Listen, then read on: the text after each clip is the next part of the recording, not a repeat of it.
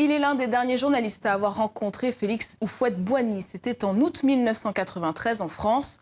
Le premier président de la Côte d'Ivoire était malade d'un cancer. Le journaliste Serge Billet nous raconte aujourd'hui ses années Houphouët dans un livre. Il est avec nous ce soir. Bonsoir. Bonsoir à vous. Alors vous avez rencontré Houphouët-Boigny dans son hôtel particulier parisien de Macéran, 4 mois avant sa mort. Quelle image vous gardez du premier président de la Côte d'Ivoire ? C'est une image de sérénité. Il était très affaibli naturellement, mais il gardait quand même le sourire. Il essayait de donner le change. Une sérénité et puis surtout une certaine force. C'est quelqu'un qui a toujours été un combattant. Depuis l'époque coloniale jusqu'à la fin de sa vie, il a fallu combattre ce cancer. Et paradoxalement, il pensait qu'il surmonterait justement cette maladie et qu'il retournerait en Côte d'Ivoire pour essayer de reprendre le cours de sa vie. Ça n'a pas été le cas, mais c'était quelqu'un qui était combatif et serein. Alors dans votre récit, on apprend par exemple l'amour secret qu'il vouait à Gerty Archimède, un amour mort-né avec la députée guadeloupéenne. Pour quelle raison ? Disons que c'est une histoire qu'on ne connaissait pas. Et moi, j'ai découvert en travaillant sur ce livre, à la fois avec mes souvenirs, mais aussi avec des témoignages de gens que j'ai pu rencontrer, que Houphouët-Boigny est tombé amoureux en 1950 de Gerty Archimède, qui était une députée guadeloupéenne, qui était à la fois féministe et communiste. Elle est venue donc à Abidjan pour défendre, parce qu'elle était avocate également, elle est venue défendre des prisonniers politiques du PDCI-RDA. Et donc là, il y a eu une espèce de... Voilà, il est tombé amoureux, il voulait l'épouser, il a fait une demande en mariage et elle a refusé. Et si elle avait accepté, elle aurait été la première dame de la Côte d'Ivoire en 1960 en indépendance. Donc une première dame qui aurait été guadeloupéenne. Pourquoi elle n'a pas accepté ? Elle n'a pas accepté parce que dans les années 50, la Guadeloupe était également très pauvre. Elle avait besoin de gens comme elle qui étaient totalement au service du peuple.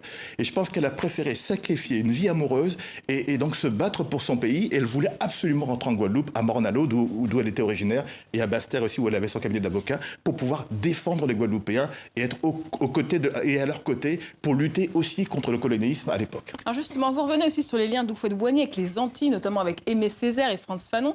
Ce n'était pas toujours facile entre eux. Pourquoi ? Non, c'est pas facile. Frantz Fanon n'appréciait pas beaucoup Houphouët-Boigny parce qu'il estimait que c'était un suppôt du colonialisme. Par contre, il avait une relation très forte avec Aimé Césaire, même s'il n'était pas d'accord sur tout.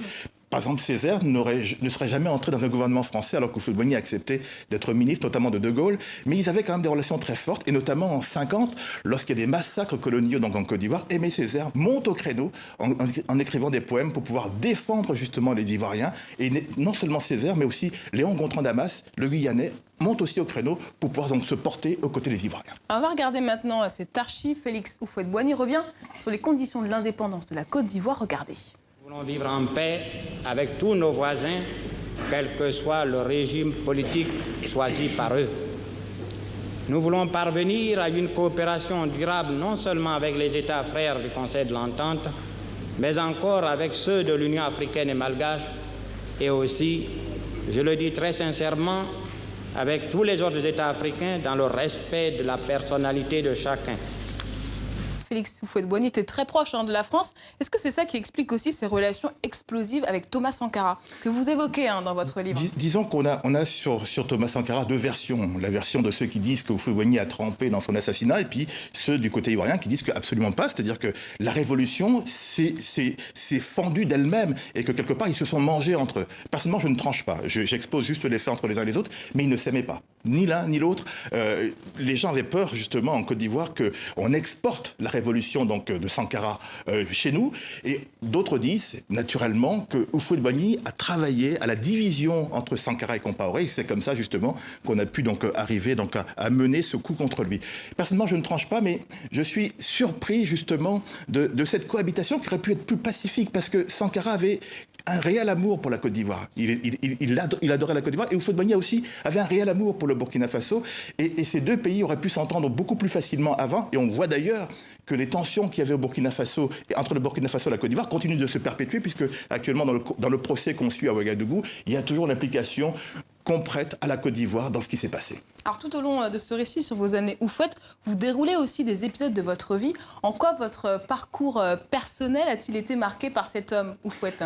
Moi, je suis né en 1960, c'est-à-dire au moment où la Côte d'Ivoire accède à l'indépendance, donc Houphouët-Boigny devient le premier président, et puis j'ai fait la dernière interview de Houphouët-Boigny. Donc entre 60 et 93, il y a tout un parcours, et beaucoup de jeunes comme moi ont été marqués justement par un seul président pendant autant de temps.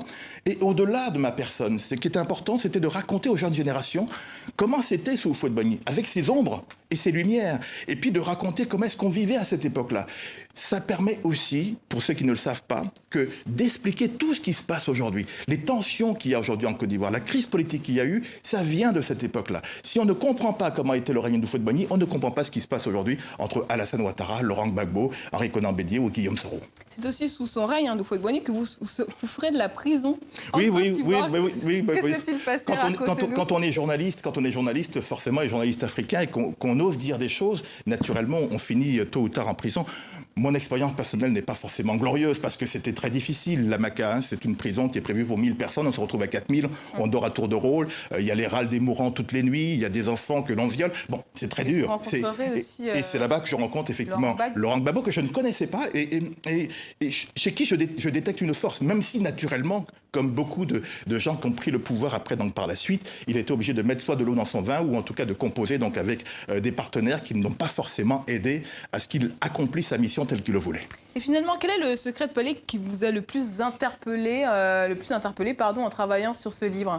Moi, ce qui m'a intéressé chez Houphouët-Boigny, et je vous dis, je travaille à la fois sur les ombres et les lumières, parce que naturellement, beaucoup de gens de ma famille aussi ont eu à souffrir du règne d'Houphouët-Boigny. Par exemple, je pense au père de ma belle-mère qui était jeté en prison, Jean-Baptiste Moquet. Je pense aussi à Bernard Dadier qui est mort récemment, donc mon oncle qui a lui aussi été persécuté lorsque les sbires d'Houphouët-Boigny arrivent chez lui en 63. Lui, il est déjà parti donc aux États-Unis et là, il défonce la maison. Les enfants de Dadier et la femme sont jetés à la rue et vous voyez un soldat qui décortique la poupée, qui casse la poupée donc de ma cousine. Et ma cousine lui dit: mais pourquoi vous faites ça? Et le soldat qui lui répond: mais c'est pour voir si votre père n'a pas laissé un texte dedans. Comme quoi, on avait tellement peur de ça. Mais au-delà de ces ombres d'Houphouët-Boigny, ce que je reste et ce qui me frappe, c'est un bâtisseur. Il a bâti une nation à partir d'agrégats, donc de population. Il a bâti aussi donc des routes. Il a bâti une économie. Et puis c'est un homme qui était amoureux de son pays. Houphouët-Boigny est mort il y a 25 ans. Vous avez couvert ses obsèques en tant que journaliste. Pourquoi c'était important pour vous d'y être? Vous ne viviez plus au pays. Mais parce que pour moi, ça restait un élément fédérateur de la Côte d'Ivoire.